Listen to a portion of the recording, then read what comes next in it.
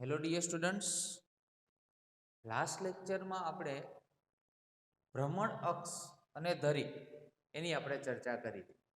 બરાબર. એક આપણે એની અંદર કુંભારનો ચાકડો, બરાબર, એના પર કેવી રીતે ભ્રમણ અક્ષ હોઈ શકે, અને બીજું સીલિંગ ફેન, બરાબર, એની અંદર પણ ભ્રમણ અક્ષ કઈ રીતે હોઈ શકે તેની ચર્ચા કરી હતી. બરાબર. એ જ ચર્ચાને આપણે આજના લેક્ચરમાં આગળ વધારીએ છીએ.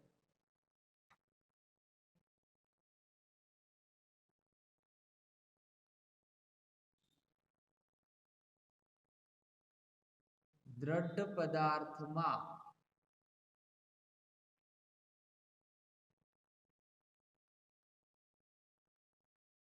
સ્થિર અક્ષને અનુલક્ષીને દ્રઢ પદાર્થમાં સ્થિર અક્ષને અનુલક્ષીને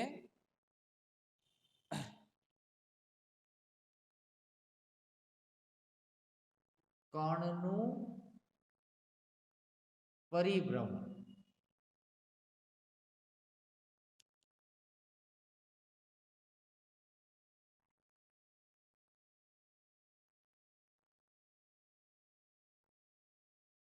સૌપ્રથમ આપણે સ્થિર અક્ષ લઈએ છીએ. બરાબર. હવે સ્થિર અક્ષ માટે પહેલા તો એક દ્રઢ પદાર્થ ધારવો પડશે. તો તમે કોઈ અનિયમિત આકારનો આવો દ્રઢ પદાર્થ પહેલા તો તમે ધારી શકો. બરાબર. અનિયમિત આકારનો દ્રઢ પદાર્થ તમે ધારી શકો. હવે આમાં જે સ્થિર અક્ષ આપણે ધારવાની છે, પહેલા તો આમાં 3 અક્ષ આપણે બતાવી દઈએ કે અહીંયા ઉપરની સાઈડ એટલે કે આ જે એક્સિસ છે એને કહીશું આપણે ઝેડ અક્ષ, જે આપણી ભ્રમણ અક્ષ છે. કઈ અક્ષ છે? ભ્રમણ અક્ષ. આ દ્રઢ પદાર્થ છે આખો. બરાબર. દ્રઢ પદાર્થ એક આદર્શ કલ્પના છે. ખરેખર આવો કોઈ પદાર્થ અસ્તિત્વમાં હોઈ ના શકે. અહીંયા વાય અક્ષ લઈશું અને અહીંયા આપણે લઈશું એક્સ અક્ષ. બરાબર.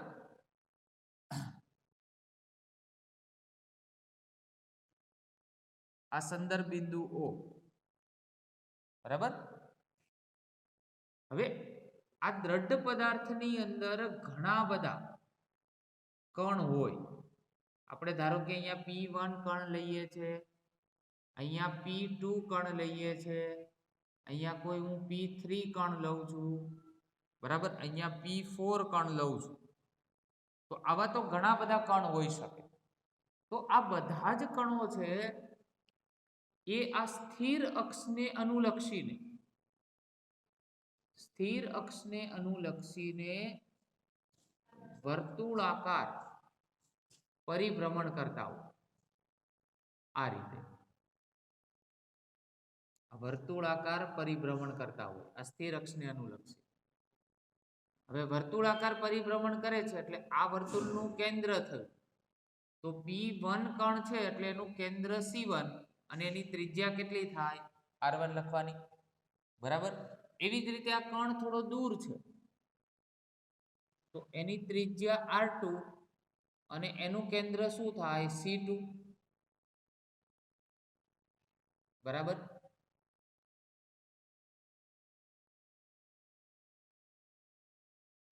એવી રીતે P3 કણ છે,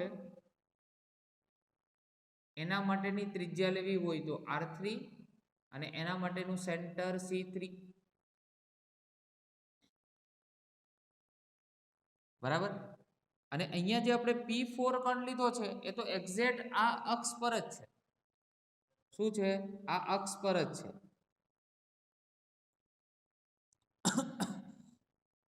હવે એક્ઝેક્ટલી આ અક્ષ પર હોવાથી એને કોઈ ત્રિજ્યા જ નથી, અને હોઈ શકે અક્ષ પર પણ હોઈ શકે જેની કોઈ ત્રિજ્યા ના હોય. તો જો આ વર્તુળથી જે સમતલ બને છે, આ વર્તુળથી સમતલ એટલે આ ભાગ કહેવાય. આજે હું લાઈન વડે દર્શાવું છું, આખું સમતલ બન્યું. એ સમતલ આ સ્થિર અક્ષ એને લંબ હોય.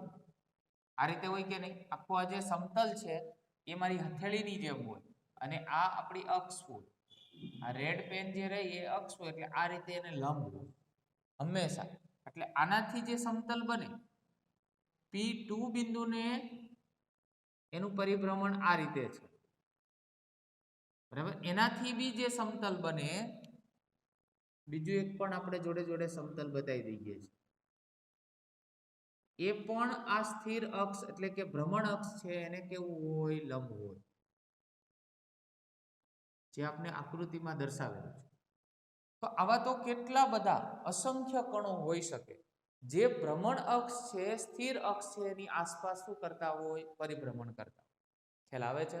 બરાબર. તો આ થયો આપણે ભ્રમણ અક્ષનો કન્સેપ્ટ. અને કોઈ દ્રઢ પદાર્થની અંદર આવા અસંખ્ય કણો જે અક્ષની આસપાસ ફરતા હોય તો એની ત્રિજ્યા અને એનું કેન્દ્ર, અને આ બધાનું કેન્દ્ર C1 C2 up to Cn સુધીના બધાનું કેન્દ્ર હંમેશા ભ્રમણ અક્ષ પર જ હોય. ક્યાં હોય? ભ્રમણ અક્ષ પર જ હોય, એ ફિક્સ હોય. બીજું એક્ઝામ્પલ તમને આપ્યું છે આમાં, એ છે ભમરડાનું એક્ઝામ્પલ. બરાબર. ભમરડાને ઇંગ્લિશમાં સ્પિનિંગ ટોપ કહેવામાં આવે છે. અને ભમરડા વડે તમે સૌ લગભગ તો રમ્યા હશો, બરાબર. એટલા માટે તમને ભમરડો અને ઇંગ્લિશમાં કહેવાય સ્પિનિંગ ટોપ.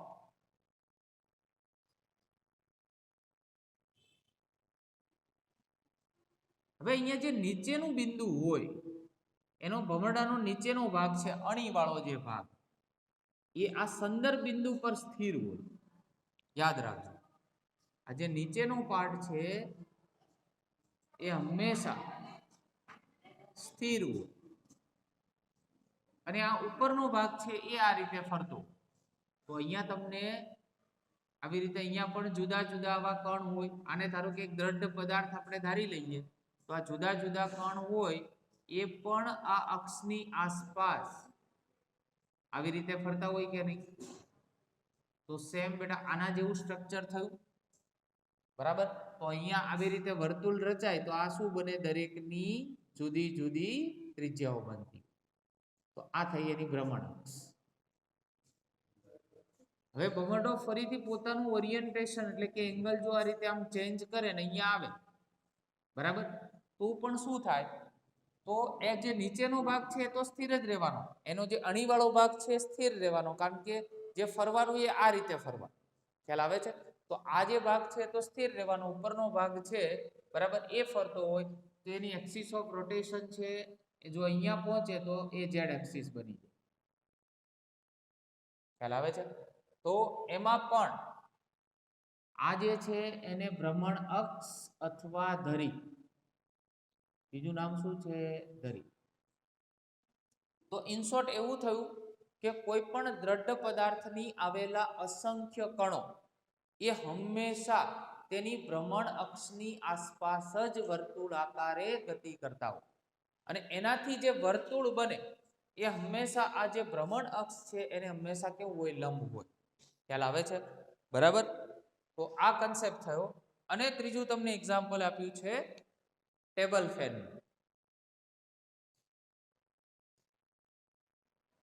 ત્રીજું એક્ઝામ્પલ આપ્યું છે ટેબલ ફેન.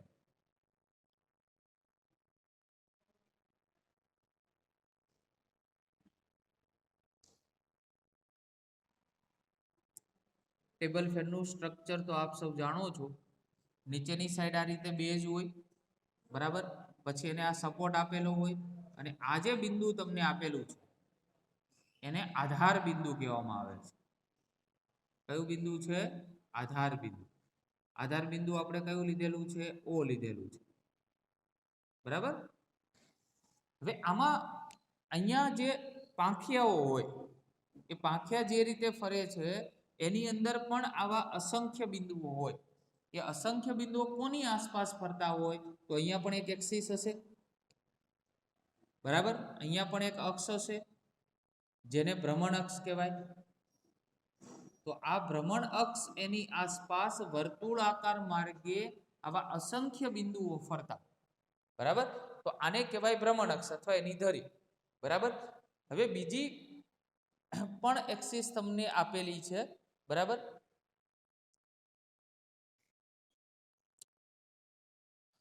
આને દોલન અક્ષ કહેવાય. શું કહેવાય? દોલન અક્ષ. હવે આ દોલન અક્ષ જે તમને આપેલી છે, દોલન અક્ષ કેમ નામ આપ્યું છે? કારણ કે જ્યારે આ પંખો ફરતો હોય ત્યારે બની શકે કે આ ધારો કે જે ભ્રમણ અક્ષ છે એની આસપાસ ક્યારેક અહીંયા ઉપર નીચે થોડો થતું હોય, ધ્રુણન ઉદ્ભવતું, વાઇબ્રેશન ઘણીવાર પંખાનું થતું હોય, તો એ જે એની સંદર્ભ રેખા છે એની ઘણીવાર ઉપર અને ઘણીવાર નીચે જતું હોય, તો એને અનુલક્ષીને જે અક્ષ મળે છે એને દોલન અક્ષ કહેવામાં આવે છે. તો ટેબલ ફેનની અંદર બે અક્ષ હોય, એક ભ્રમણ અક્ષ કે જ્યાં બધા આવા અસંખ્ય બિંદુઓ છે એની આસપાસ પરિભ્રમણ કરતા હોય, જે આપણે આ બંને કન્સેપ્ટમાં જોયું. પરંતુ સાથે સાથે દોલન અક્ષ પણ હોય છે. એટલે શિરોલંબ જે હોય એ દોલન અક્ષ અને સમક્ષિતિજ જે હોય એ ભ્રમણ અક્ષ, બરાબર. તો આ સાથે આપણે કણના જુદા જુદા પરિભ્રમણ, જુદા જુદા પદાર્થોની અંદર અને સાથે સાથે, બરાબર, ભ્રમણ અક્ષનો કન્સેપ્ટ અહીંયા ક્લિયર કરીએ છીએ, બરાબર. નેક્સ્ટ ટાઈમથી આપણે નેક્સ્ટ ટોપિકની ચર્ચા કરીશું. Okay, thank you very much.